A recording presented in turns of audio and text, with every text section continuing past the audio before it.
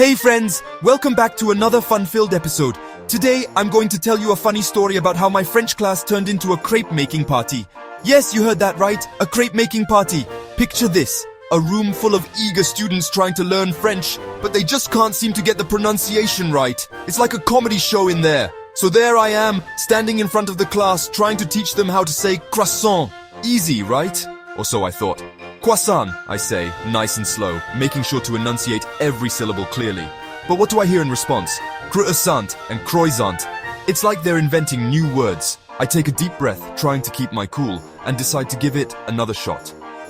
Croissant, I repeat, this time exaggerating my mouth movements to make it even clearer. They try to copy me, but it still sounds like they're speaking a completely different language. It's both hilarious and frustrating. I'm trying hard to be patient, reminding myself that learning a new language is tough. I decide to switch things up and try other words. Baguette, fromage, chocolat. Maybe these will be easier. But no, every time they say it wrong. And it makes a French person want to cry. It's like a never-ending cycle of mispronunciations. After what feels like an eternity, I realize we need a new plan. Something more engaging. Something that will make them excited to learn. That's when I have a light bulb moment. Crepes! Who doesn't love crepes? I announce to the class, today we're making crepes. The room goes silent for a moment, and then they look confused at first, but their faces light up with excitement when they hear the word crepes. Suddenly, everyone is on board. We head to the kitchen area, and I start mixing the batter. The students gather around, eager to see what's next. As I explain each step, I make them practice their French. Repeat after me, crepe, I say, hoping this hands-on approach will help. Crepe, they say, getting a little closer each time. It's like magic. The more they focus on the food, the better their pronunciation gets. We flip the crepes, and the room fills with the delicious aroma. It's like a French bakery in here. Now they're really paying attention, hanging on to every word I say. It's amazing what a little food can do. They repeat after me, crepe, and this time it sounds almost perfect. We're making progress. This time, it sounds almost right. I nod in approval, feeling a sense of accomplishment.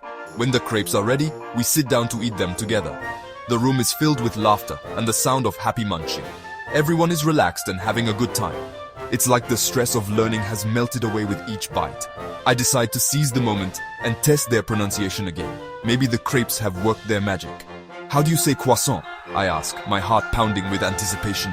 And guess what? They say it perfectly. Croissant. I can't believe my ears. It turns out they just needed some yummy food to help them learn.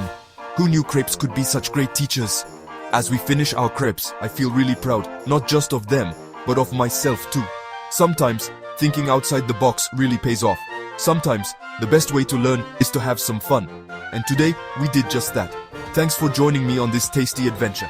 I hope you had as much fun as we did. Remember, learning a language should be fun, so don't be afraid to mix things up, literally. Whether it's with food, games, or songs, find what makes you excited to learn. Goodbye, and see you soon. Keep having fun and keep learning.